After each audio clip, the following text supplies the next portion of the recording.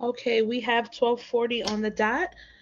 Good afternoon. My name is Shantae Hope. I'm the Director of Library Services at Monroe University.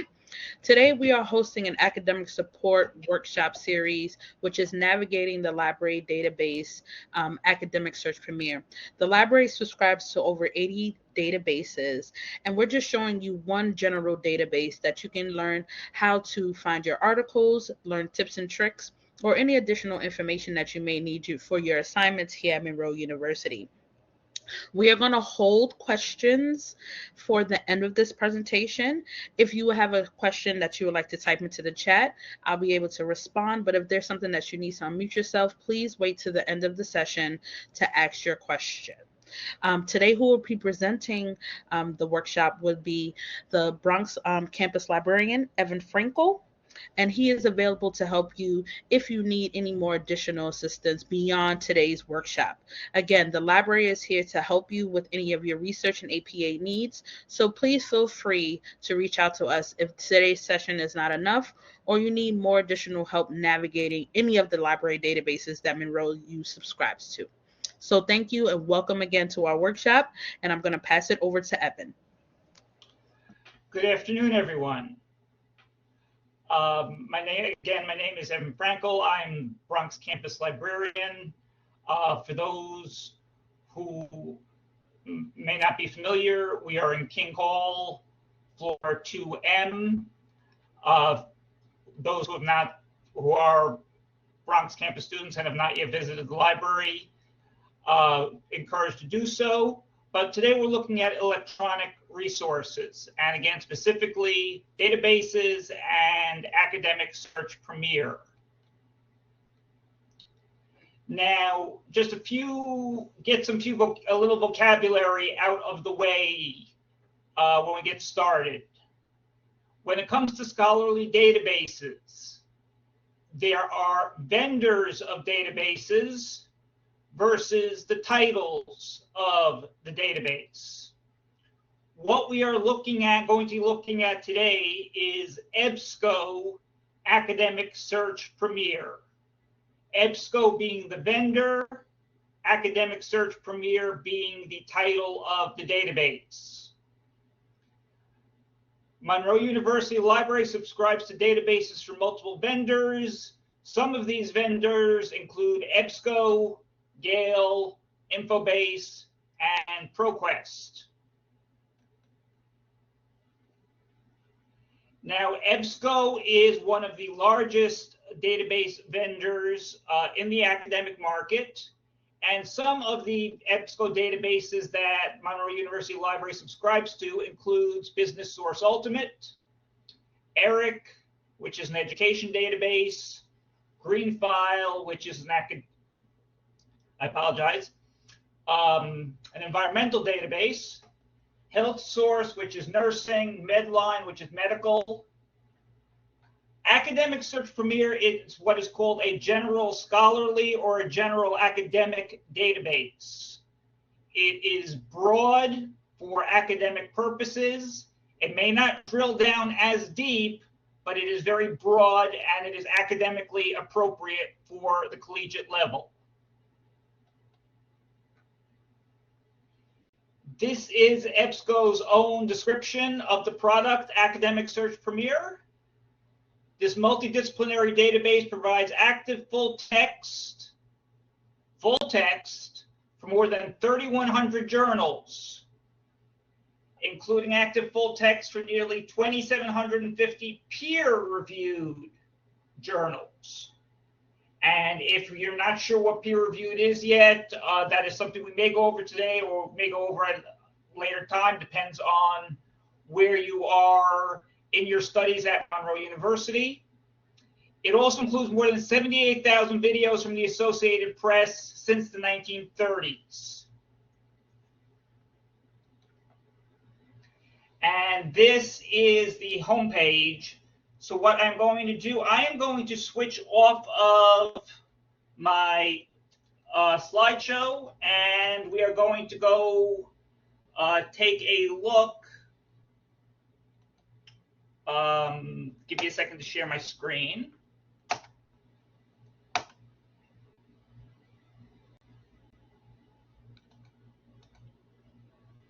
Okay, we are at My Monroe. First thing, when you check your My Monroe account, is library resources. Under my name, you see it says Bronx faculty. For you, it should say student. If it says anything other than student, member, alum, whatever, if it doesn't say student, you are not going to have access to library resources. What you do at that point, immediately call or email the information technology department and have your account set to student. That is how you will get access to library resources.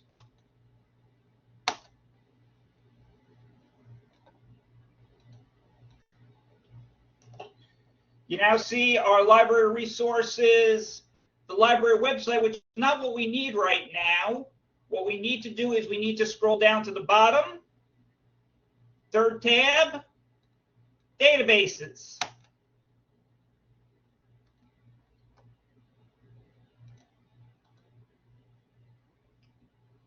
Now here is an alphabetical list of all of our databases. And you can see the database we are going to be looking at today is the second one, Academic Search Premier. One thing that can be kind of tricky with the alphabetical list, some databases like EBSCO list the title of the database first. Others, it will scroll down a little bit, you'll see in Gale, they list the company name first. So if you are looking for a database and you don't find it on the alpha list, check who the vendor is. Maybe it's under the vendor's name. So now we are going to go into Academic Search Premier. And I'm going to change my screen.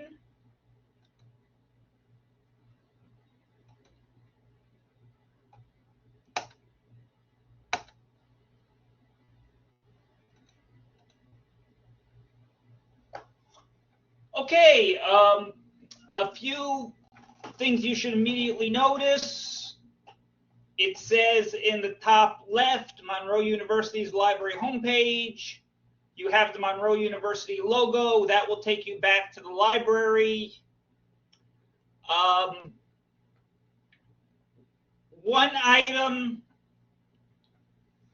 on the top right, My EBSCO. When I hover over it, you see it says sign in. Create an account. You are encouraged to create an account. I just want to make sure this is still showing. Okay, it's still showing. Great. You are encouraged to create this account, but please do so using your personal email address, not your Monroe University email address. There are firewall issues. It can create a complication for you. It can create a complication for us. So when you create this EBSCO account where you can save articles, please create it using your personal email address.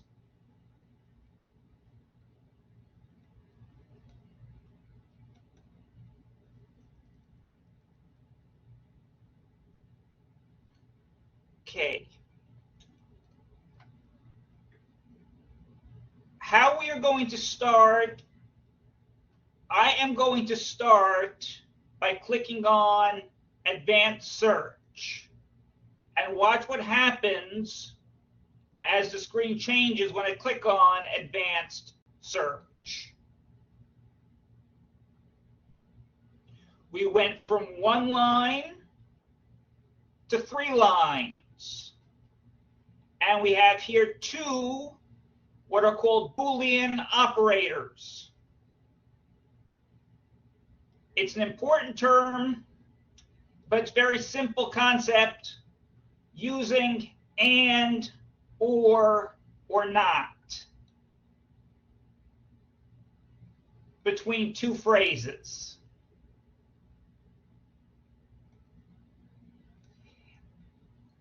You may find as you use Academic Search Premier, it is easier to just type and into one box.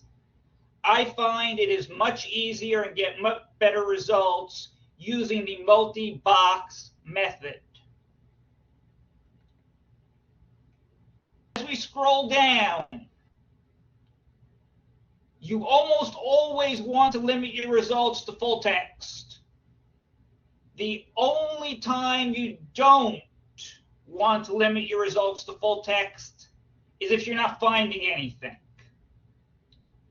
If you're not finding anything, one possibility is you're using the wrong database. Another possibility is you are using the wrong keywords. But if you want to see, does my search exist, but not in full text, then that is the only time you would not run a full text search. See what is available and see what other databases you could retrieve that material. All other circumstances, you want to run a full text search because we want the entire article. Peer reviewed. That depends on your assignment and your professor. Academic Search Premier includes newspapers, magazines, trade journals, academic journals, and peer-reviewed journals.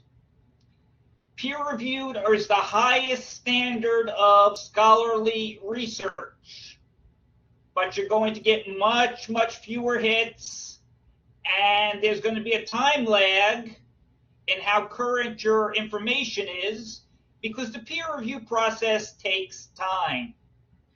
So if you're looking for something that happened in the last year or two, you're not going to find peer-reviewed material.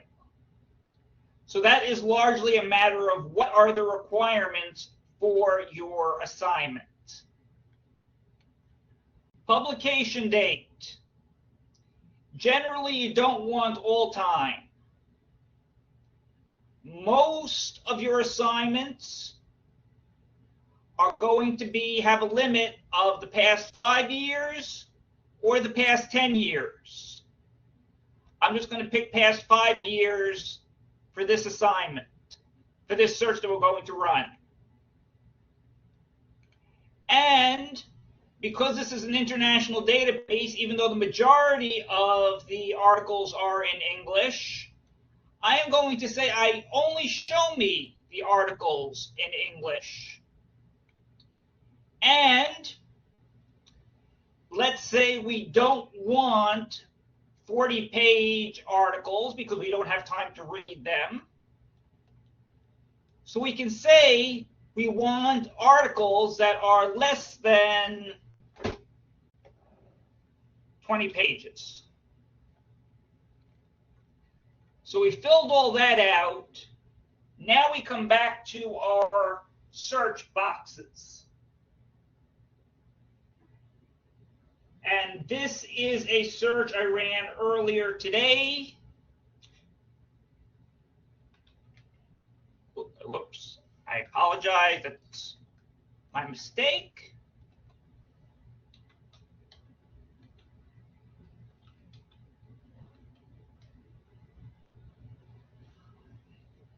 As you see, as I am typing, it is giving me suggestions.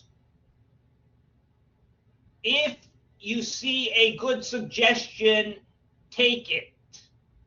That means it is in the database's vocabulary. So instead of me just typing influenza, I am going to choose influenza or flu virus. And I'm going to do an and search, show me that includes influenza and same thing for COVID-19 or coronavirus, etc. Now we have this set. I want full text, past 5 years, any type of English language publication that's less than 20 pages. And I'm going to run my search.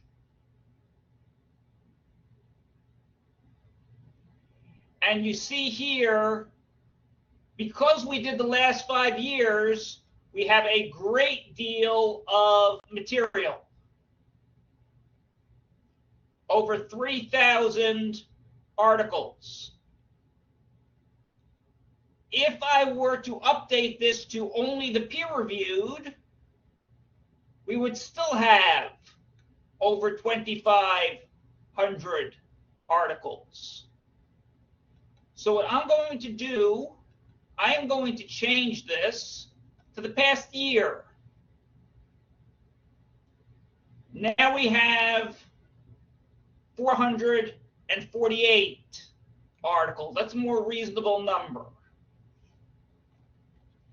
And you notice, even though I'm not specifically asking for them, the first thing that's coming up are 2 peer-reviewed academic journals. That happens to be the nature of what I am searching for.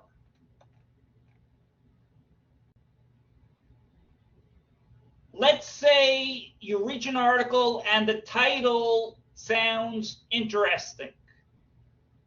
You click on the title.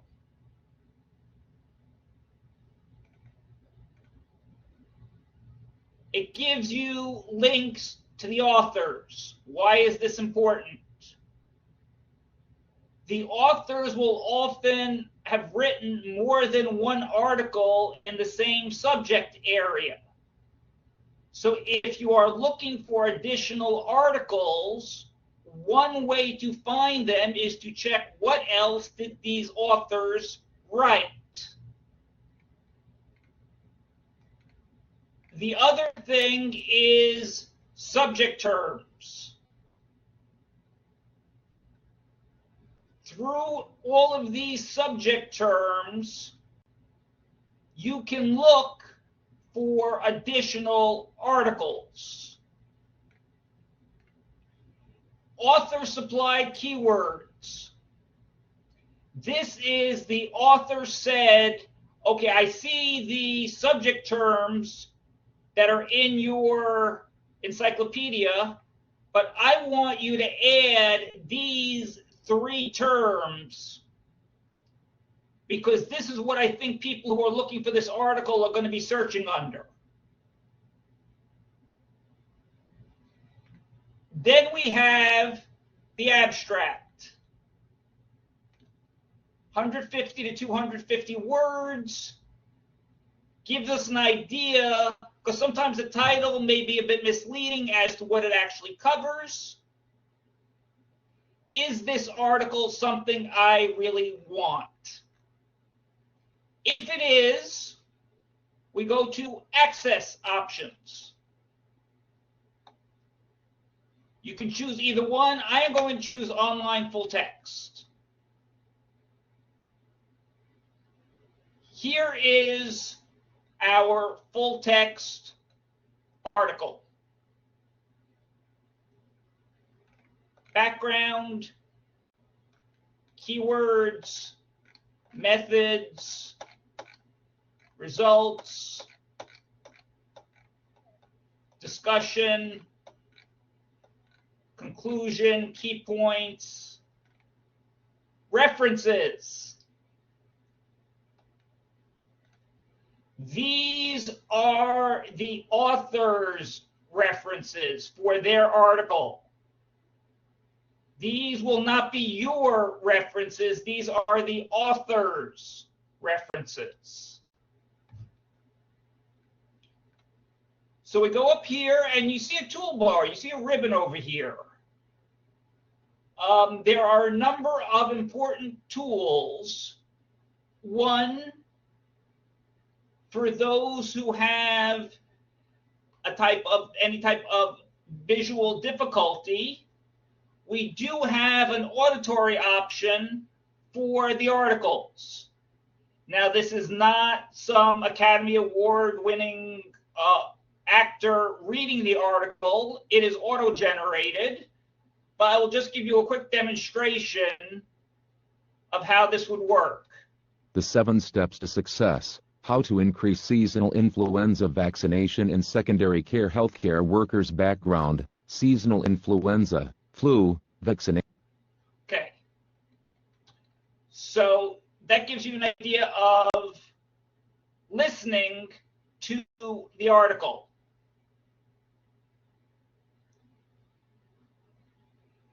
Generally, printing the article, particularly if it's a longer article, is a last step.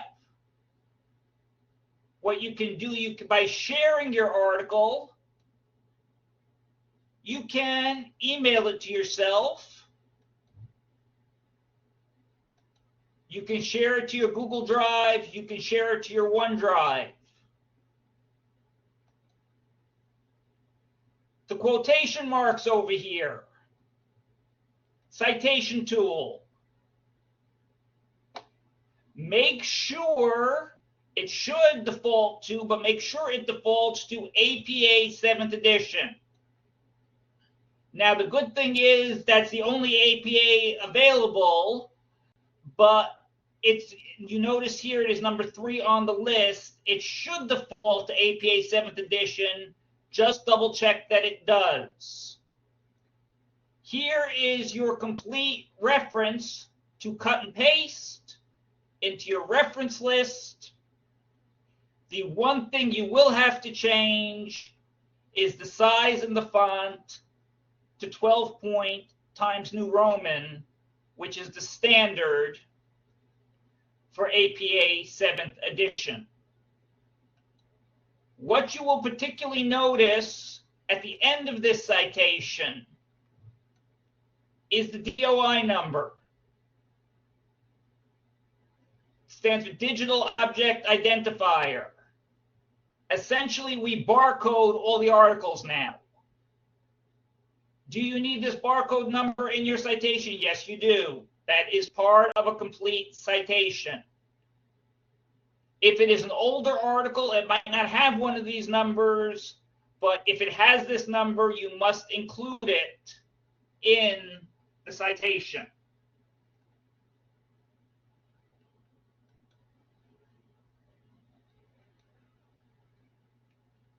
Now, I am going to go back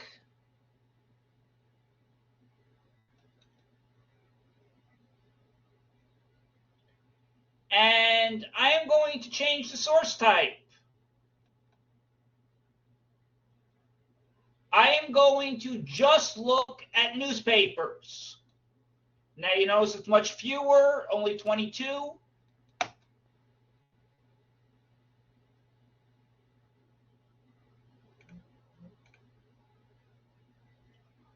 Okay, so we have here, city closes final COVID rapid testing site, alarming residents. This is from 3 months ago. Access now.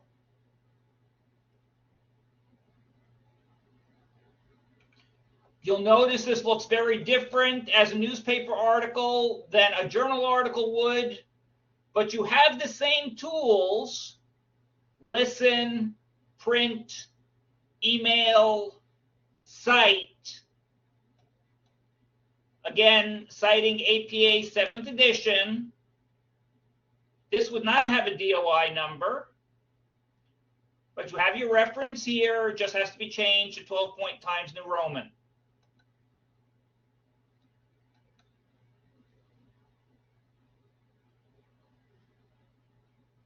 Now, I am going to go back and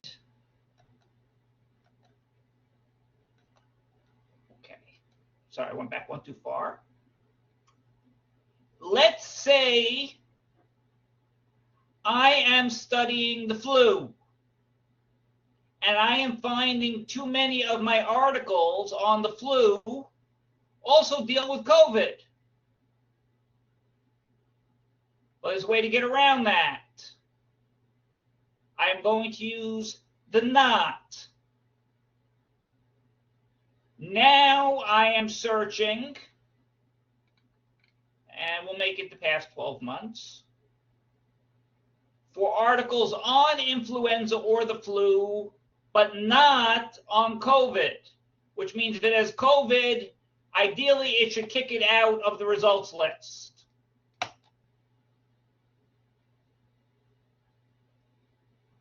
And we have here 993 articles from the past year about the flu that do not discuss COVID. Now remember, when we did it as an and search, we found 448 articles. If we were to do it as an or search, show me either influenza or COVID, now we've got 11,000 articles. That's why you want to be very careful with the or search, because that opens you up to having way too many articles.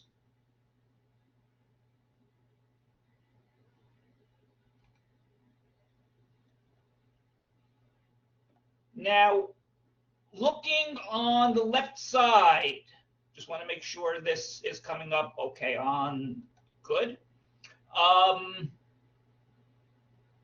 Research tools. Publication Finder. And this is going to open in a separate window, so give me a moment to change my screen here.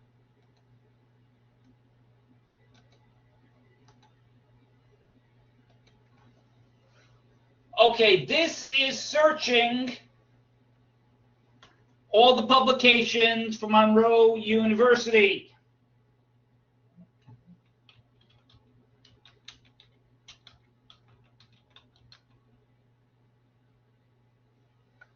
Okay, American Journal of Criminal Justice, different field. We have it here.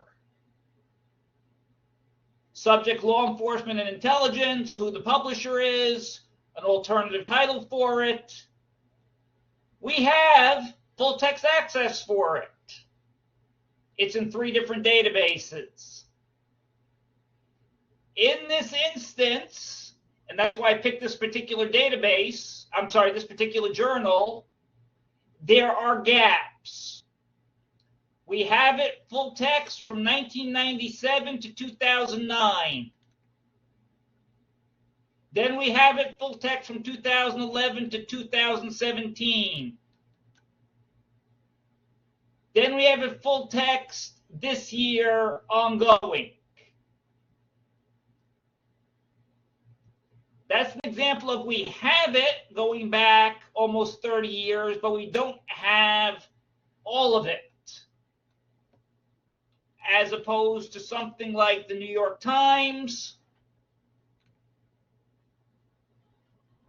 where there is the historical, but if you just want the current New York Times, we have 3 databases that have all the New York Times full text from January 1st, 1985 to present.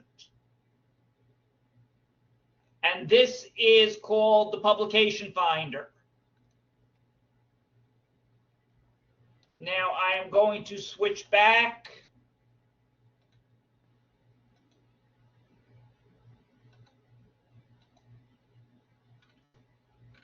Underneath Publication Finder is the Help button. Let's say you've forgotten some of these things. You need help using EBSCO.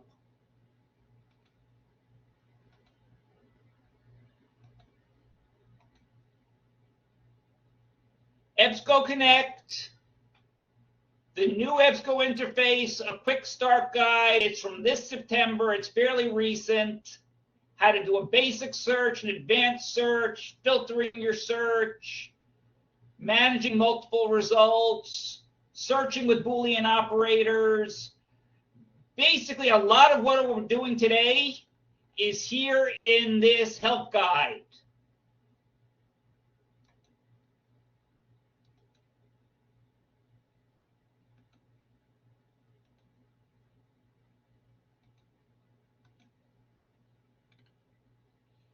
Now, recent activity up here under my dashboard.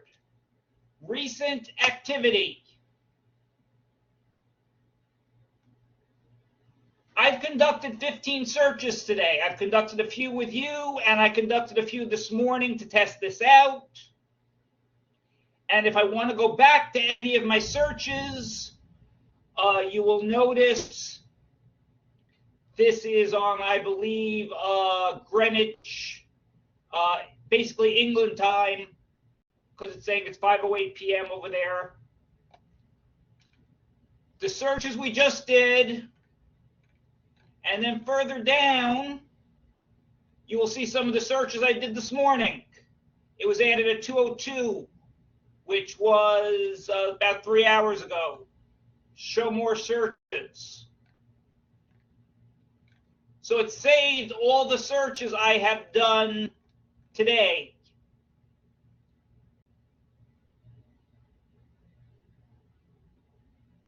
So this is a general roundup of everything to know about EBSCO Academic Search Premier. In review, setting up a My EBSCO account under your personal email address, doing a compound or Boolean search, most often with an and, deciding how long a search you want to conduct, 1 year, 5 year, 10 years, what type of material you want to search for, how to print it, save it, email it, play it auditory, generate your citations, how to record your recent activity, how to find out if a particular publication is in the database, and if you need help in the future, coming by the help tool produced by EBSCO. At this point, I am going to open it up for questions. Thank you so much, Evan. I'm going to stop the recording now so we can review for questions.